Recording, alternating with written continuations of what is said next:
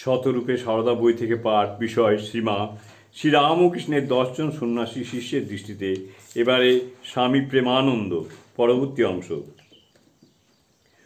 1917 সনে এক মহিলা ভক্তকে লেখা একটি চিঠিতে তিনি বলেছেন, তুমি যে আমাদের পরমারাধ্যা শ্রী শ্রী মাতা ঠাকুরানীর কৃপা পেয়েছ, এ সামান্য সৌভাগ্যের বিষয় নহে, নিশ্চয়ই জানিও। তোমার কোটি জন্মের তপস্যার ফলে শ্রী শ্রী মার দর্শন হয়েছে। লৌহ একবার পরশপাথর ছুঁলেই সোনা হয়। তুমি জানো আর নাই জানো, পরশপাথর রূপ মার শ্রীপাদপদ্ম স্পর্শে তোমার দেহ মন রূপ লৌহ সোনা, কিনা ভোগ আসক্তি ত্যাগ করে যোগ ভক্তি লাভের অনুরাগী হয়েছে।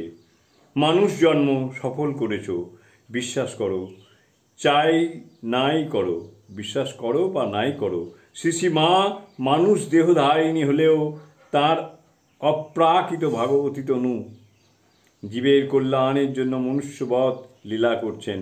আমার মনে হয় যখনই তোমার প্রতি তাঁর কৃপাদৃষ্টি পড়েছে, তখনই তোমার শিক্ষা দীক্ষা সব হয়ে গেছে। পরশপাথর শব্দটি আবার দেখি আরেকটি চিঠিতে, সেখানে শ্রী শ্রী ঠাকুর ও শ্রী শ্রী মা সম্পর্কে শব্দটি একেবারে প্রযুক্ত। চিঠিতে প্রেমানন্দজি বলছেন, আমরা তো অসার অবিদ্যাগ্রস্ত লৌহখণ্ড, কিন্তু ঠাকুর ও শ্রীমাকে যে সীমা যে পরশপাথর, ঠাকুর আর সীমা যে পরশপাথর, তাদের স্পর্শে আমরা নিশ্চয়ই সোনা না হয়ে যাই কোথা। জয় মা, জয় মা।